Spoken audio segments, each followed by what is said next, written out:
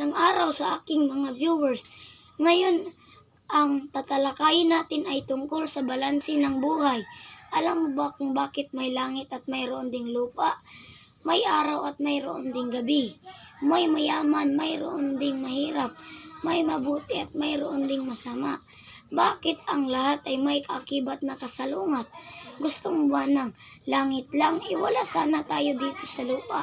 Hindi natin masisilayan ang ganda ng mga nilikha ng Diyos. Gusto mo ba ng araw lang? Wala kang pahinga, walang tulog. Kasi parati umaga walang gabi. Kung lahat naman mayaman, sinong magsisilbi? At kung lahat ay mabuti, hindi na papako si Jesus sa krus. Kaya mayroon talagang kasalungat ang lahat para balanse, para makuha ang saktong timbang at kahalagahan ng bawat panig.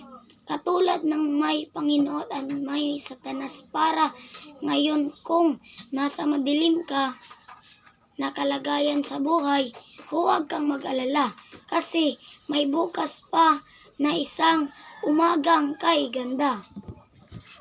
Maraming salamat sa panonood sa aking video at huwag niyong kalimutang mag-subscribe, mag-like at mag-comment at i-share.